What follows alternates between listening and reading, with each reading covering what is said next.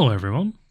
Today I'll be walking you through how to use our newly released wormhole portal integration, which will allow you to bridge tokens to and from Karura to 9 other blockchains including Ethereum, Avalanche, Solana, and others. Before continuing, however, there are a few prerequisites that we, as users, must ensure we meet before continuing. First and foremost, we'll need wallets. The first one of which being of Substrate, which will allow you to interact with the Polkadot ecosystem with parachains such as Akala and Karura. I'll be using Polkadot.js, which is a wallet extension that can be downloaded for both Google Chrome and Mozilla Firefox. The other wallet we'll need is MetaMask, which will allow you to interact with anything that is EVM compatible, and this can be downloaded for Google Chrome. These will both communicate with one another as a result of our binding process.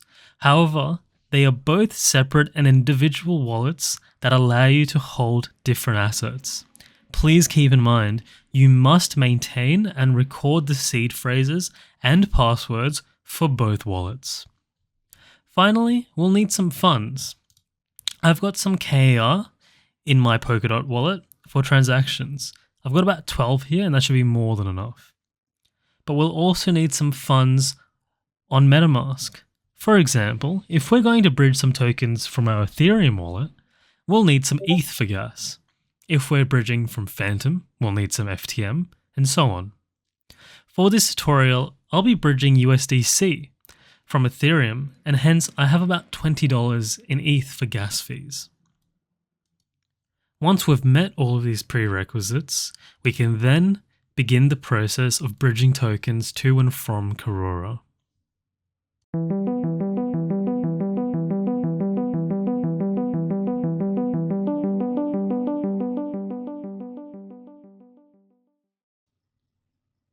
I'll be now teaching you how to add the Karura network to your MetaMask wallet, as well as how to link your MetaMask and Polkadot wallet together, a process we've named binding.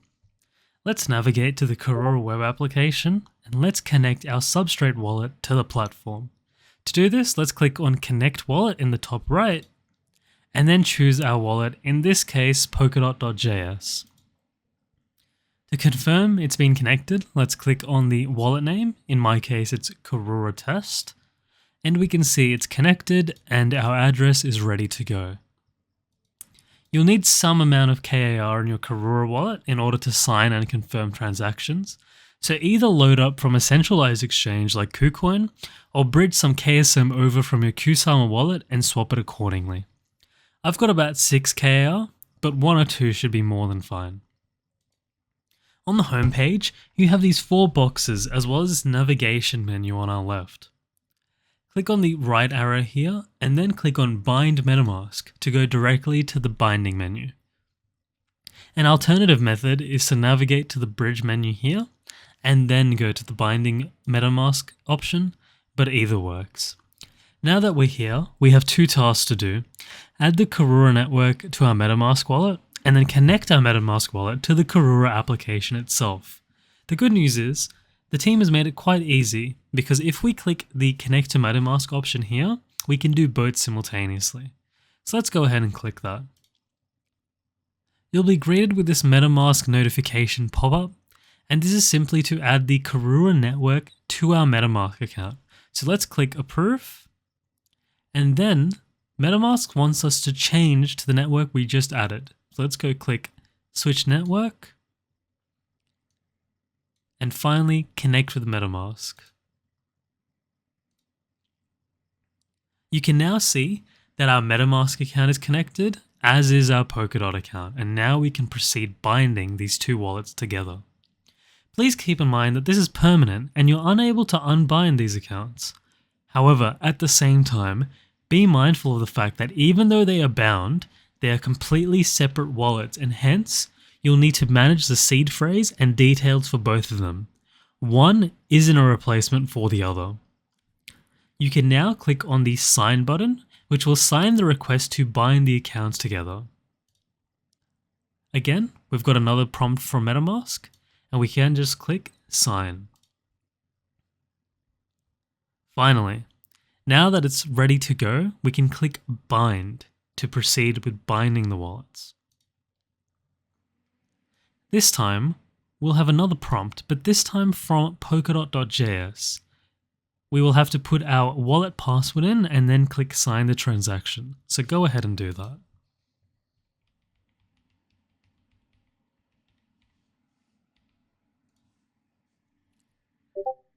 Once you've clicked Sign Transaction, you'll have a loading bar here as the transaction is processing. So go ahead and wait for that to complete. Once complete, you'll be greeted with a green tick and a success message saying that both the accounts have been bound successfully.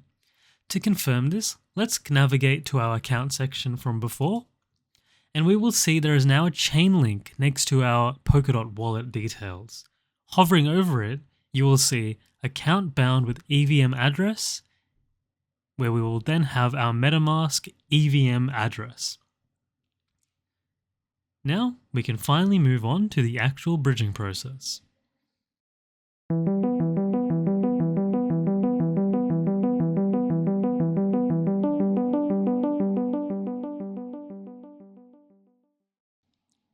To acquire USDC on Ethereum, you have a few options, the easiest being using a centralized exchange like KuCoin, Binance, or Coinbase, and buying the USDC with fiat and then sending it to an Ethereum address.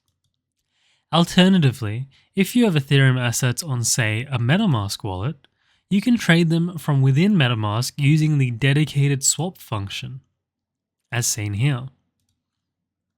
Alternatively, if you'd rather use a decentralized exchange, you could always use Uniswap or SushiSwap, or an application like Curve Finance. On Solana, however, you'll need USDC ET, the bridged version of USDC from Ethereum. The easiest way to acquire this would be to trade for it on the Saber AMM or Mercurial Finance and bridging that across to Karura. You could also buy USDC on the Polygon network and Binance Smart Chain by buying it on the QuickSwap decentralized exchange or PancakeSwap respectively.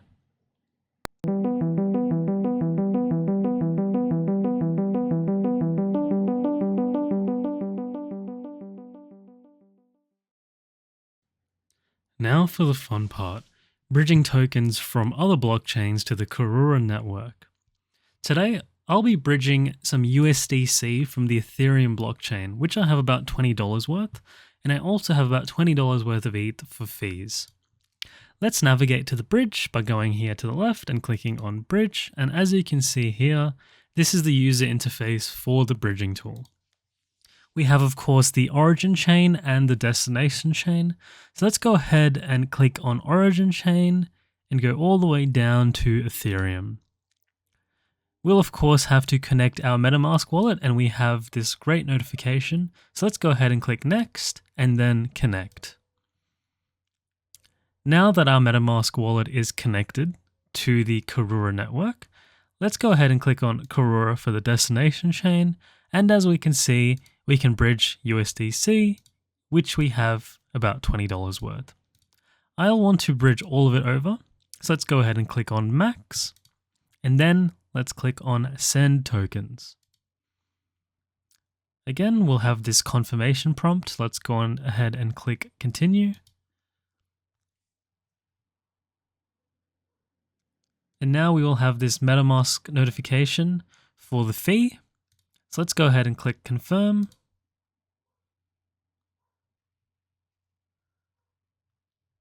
We'll now have a loading bar of sorts that shows the 15 confirmations before the tokens are sent over. So let's go ahead and wait for this to complete.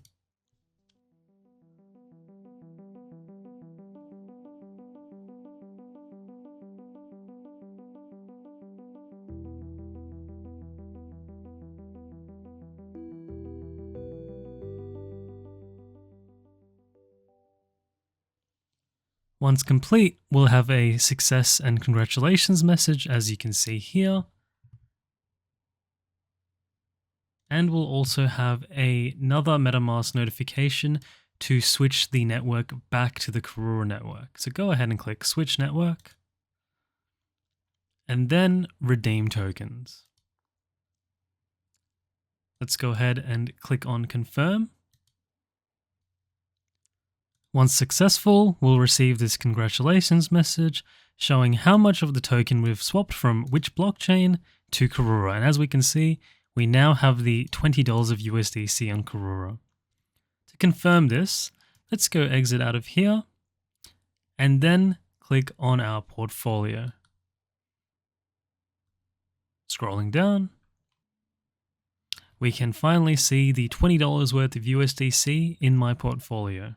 And we can go ahead and swap this for other tokens, transfer them, or of course, contribute to the 3 pool.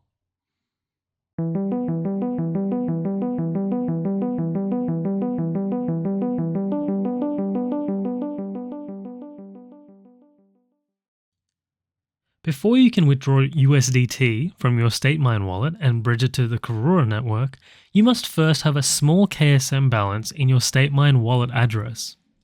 To do this, you must have some KSM in your regular Kusama wallet, and as you can see here, in the substrate portal on the Kusama relay chain, I have about 0.1 KSM.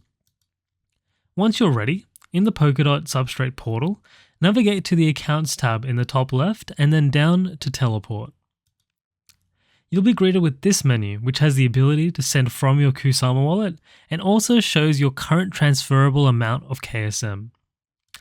It also shows the destination chain you'd like to send to. Let's stick with Statemine, and the receiving address will have automatically generated as shown in this field. If it shows this same address as your source Kusama wallet address, this is completely fine. While Statemine and Kusama are different chains, they have the same wallet address, so no problems there. Now, let's enter at least 0.001 KSM. I'll choose about 0.025. This will be more than enough for the bridging transactions to and from the Statemine wallet. Once we're happy, we can click the Teleport button, where we will have this Authorized Transaction menu, which shows our current fee as well as where we're sending it to. We can go ahead and click Sign and Submit. You will now receive a notification from your Polkadot wallet to sign the transaction. So go ahead and input your password and we can proceed.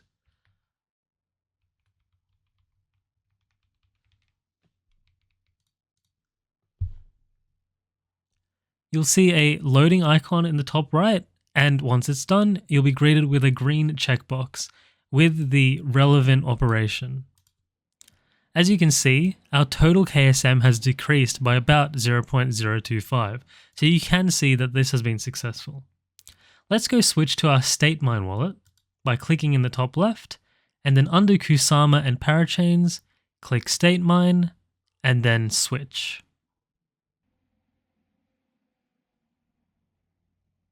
Once connected to the Statemine network, you can see that we now have a total transferable amount of 0.025 KSM. And we're now ready to bridge USDT from Statemine to the Karura network.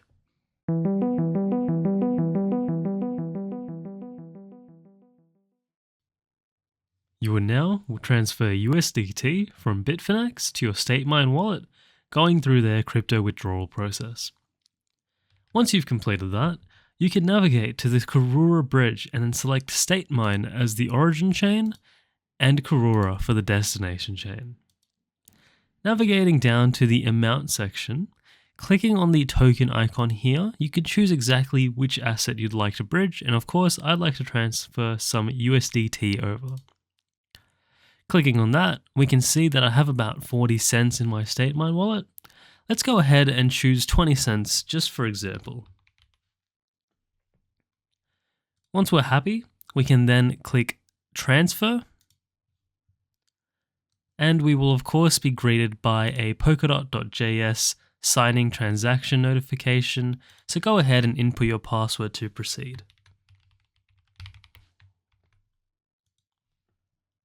Once you click sign the transaction, we'll now have a loading bar as well as the exact name of the operation currently taking place.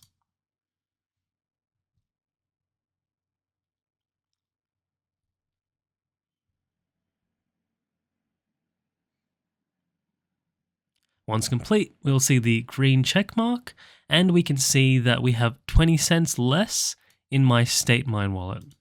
Just to confirm, let's go over to my portfolio and then scrolling down.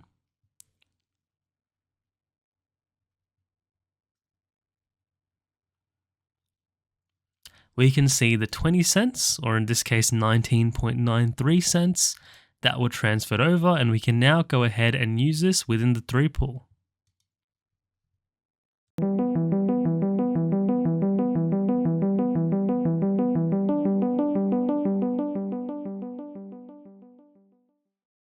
Now, you've got 3 stablecoins in your portfolio: aUSD, USDC, and of course USDT.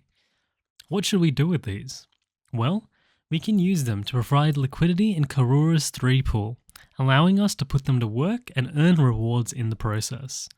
For context, to acquire aUSD, you can mint it by staking collateral on the Karura platform.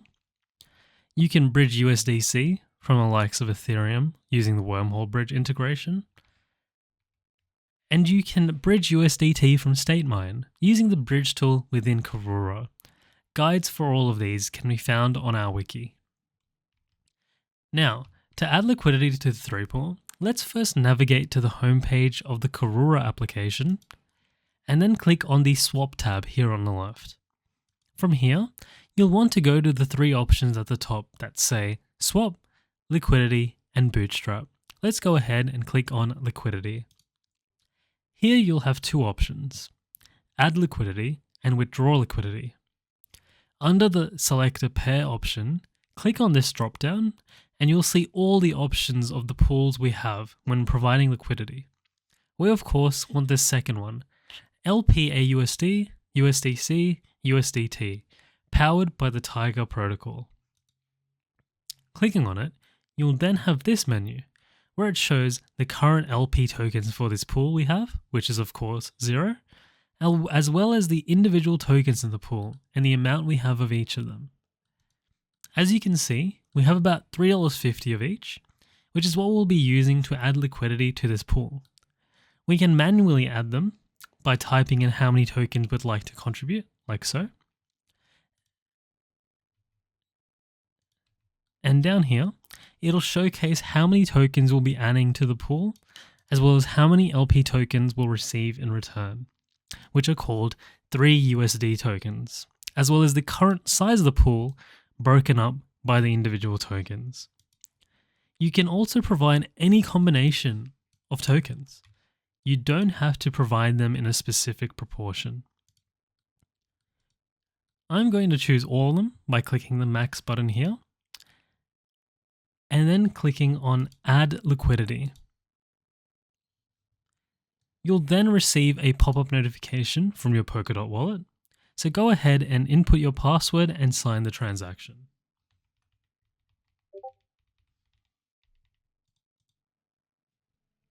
You'll receive a loading message up here.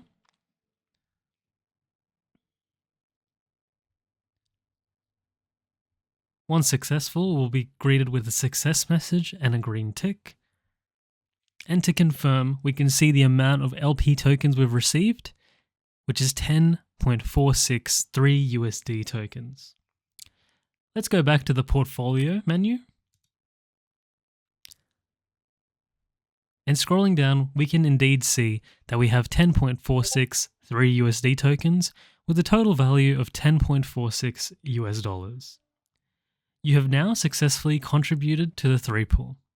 If you wish to track your LP position, go back to the liquidity menu by going through swap and then liquidity, and this time click withdraw liquidity.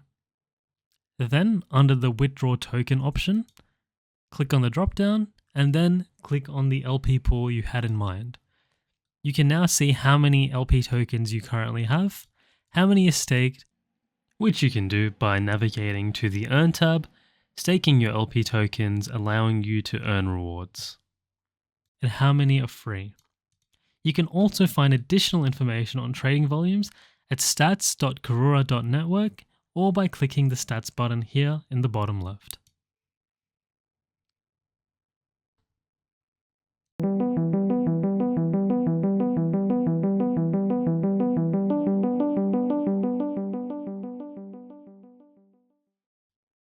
Let's say you need to free up some liquidity and you'd like to remove your aUSD, USDC, and USDT from the 3 pool. How would you do this? Starting in Karura, let's navigate to the swap menu here on the left, and then click on liquidity, but this time click on withdraw liquidity. Click on the withdraw token menu here, and then select the liquidity pool you're after. In this case, the aUSD, USDC, and USDT pool. You'll now be able to see how many tokens you'd like to remove. So let's just go ahead and click max to get them all out. Now we'll see the proportion of the tokens that we'll receive. In this case, it'll be about $3.80 of aUSD, $3.50 of USDC, and $3.10 of USDT. This is reliant on the proportion of the tokens within the pool itself. Let's go ahead and click withdraw liquidity. And we'll once again receive a notification from the Polkadot.js wallet. Let's go ahead and sign the transaction so we can proceed. Once again, we'll have another loading message, this time redeem proportion.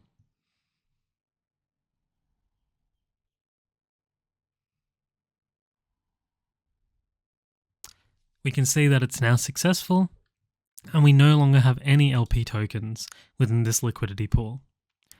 Going back to our portfolio and scrolling down, we can now see that we have the individual tokens, aUSD, USDC, and USDT again, and now we can use this either to do swaps, make transfers, or anything we wish.